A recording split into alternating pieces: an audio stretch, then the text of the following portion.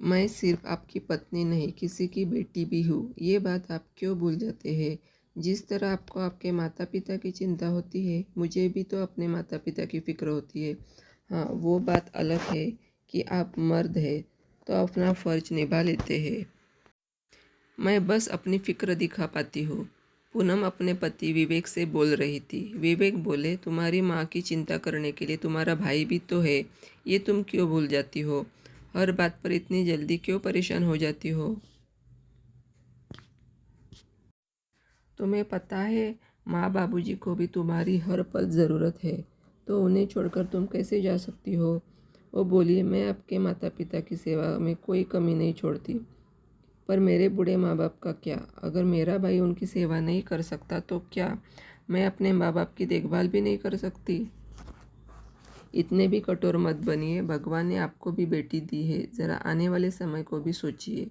और वो वहाँ से चली गई। पूनम के माता पिता बूढ़े हो चले थे और पूनम के दो भाई जो आपस में इस संपत्ति को लेकर बस झगड़ते रहते थे और माता पिता के साथ दुर्व्यवहार करते थे। बेचारी माँ अपने मन का दर्द बस बेटी से बयां करती थी और यहाँ पूनम का मन दुखता था और वो चाहकर भी कुछ नहीं कर सकती थी।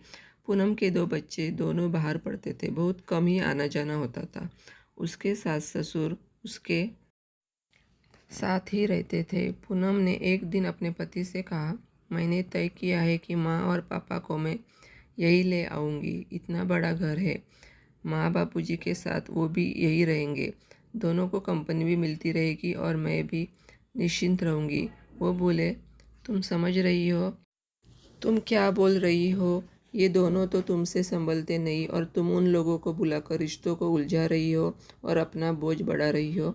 पूनम बोली, माँ बाप किसी के लिए बोझ नहीं होते हैं और मैं आपके साथ रिश्ते में बंधी थी, किसी वीडियो में नहीं, कि आपकी खुशी के लिए जीऊँगी और अपने हर रिश्ते को छोड़ दूंगी। पूनम ये कहते हुए बिल्कुल भी घबरा नहीं रही थी और आत्मविश्वास भरे स्वर पूरे कर घर में गूंज रहे थे।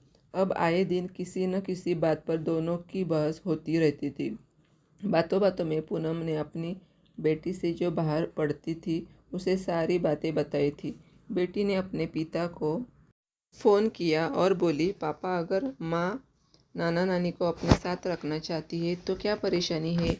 जिस तरह से आप अपने माता पिता की देखभाल कर रहे हैं उसी तरह उन लोगों को भी कर लीजिएगा। कल को अगर मेरा पति मुझे आप लोगों की देखभाल करने से रोकेगा तो मुझे भी बहुत दुख होगा। शायद मैं भी ये बर्दाश्त नहीं कर पाऊंगी। आप समझदार है तो सारी बातों को समझ सकते हैं। उसके बाद विवेक 2 रातों तक अपनी बेटी की कही हुई बातों को सोचता रहा। जब घर में कुछ बात होती है तो ऐसा नहीं है कि बाकी के लोगों इन बातों से अनजान होते हैं। जब सभी बातों का पता विवेक के पिता को चला तो उन्होंने कहा, बेटा, अगर कोई चारा ही नहीं है तो इसमें क्या किया जा सकता है? बहू का सारा ध्यान वही लगा रहेगा जो स्वाभाविक है, तो क्या वो हमारी या इस घर की और अपनी क्या देखभाल कर पाएगी? विवेक की माँ बोली, हाय हाय, तो क्या अब वो अपनी बेटी के ससुराल में आकर रहेगी? भगवान ऐसे दिन किसी को ना दिखाए। तभी पूनम वहाँ आई और बोली, माँ जी, मैं जानती हूँ उन रूढ़िवादी नियमों को, जहाँ बेटी के माता पिता उसके ससुराल में नहीं रहते हैं, पर ये मेरा ससुराल नहीं, मेरा घर है। ससुराल तो उसे कहते हैं जो गांव में है, जहाँ से मेरी शादी हुई थी। यहाँ तो ये नौकरी करते हैं और घर ले लिया है। घर परिवार से बनता है, जो आप लोग हैं। मैं रिश्ते में बंधी थी, किसी बेड़ियों में नहीं कि लोग मेरी खुशियों और मेरी भावनाओं का भी मापदंड लगाए। भगवान ने आपको अच्छा बेटा दिया है, तभी आप ये बोल पा रही है। मेरी माँ को भी ईश्वर ने 2 बेटे दिए, परंतु वो तो माँ के दूध का कर्ज भी नहीं निभा पाए। इतना बोलकर वो रोने लगी। सभी ने बैठकर साथ विमर्श किया और ये समाधान निकाला कि पूनम के घर के सामने वाला फ्लैट उनके माता पिता के लिए लिया जाएगा, ताकि पूनम दोनों परिवारों की देखभाल एक साथ करेगी और संबंधों में एक दूरी और सम्मान रूपी प्यार भी बना रहेगा। बेटी के माता पिता अपनी बेटी के घर जल्दी रहना नहीं चाहते हैं। बड़ी मुश्किल से माता पिता को मानकर पूनम अपने शहर में लेकर आई।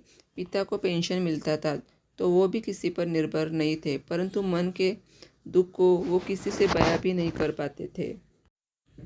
समाज के रूढ़िवादी बेड़ियों को तोड़कर एक पिता अपनी बेटी के पास रहने आए तो बेटी ने खुले दिल से उनका स्वागत किया और अपनी बेटी होने का फ़र्ज़ निभाया। लड़की जब शादी करके किसी परिवार में बनती है तो अपनी आज़ादी और अपने रिश्तों का सौदा नहीं, बल्कि उन्हें जीती खुशी से डोर में बनती है, न कि बेड़ियों में। उसकी मन की भावनाओं को भी समझे और अपने माता पिता के जैसे ही अपनी पत्नी के माता पिता को भी समझे। इससे संबंधों में प्यार और समर्पण की भावना जागती है, जो हमारे समाज के लिए एक अच्छे उदाहरण को जागरूक करती है। अगर बहू अपने सास ससुर की सेवा कर सकती है तो अपने माँ बाप की क्यों नहीं। अपने घर में इतनी आज़ादी तो होनी चाहिए कि वो अपने माँ बाप को कुछ दिन अपने पास रख सके। और अगर आदमी चाहते हैं उनकी पत्नी उनके माँ बाप की सेवा करे, इज्जत करे, तो उनका भी फ़र्ज़ बनता है वह अपने पत्नी के माँ बाप की भी इज्जत करे, समय आने पर उनके काम आ सके, अपनी पत्नी के कदम से कदम मिला कर चले, उसकी तकलीफ़ को समझे।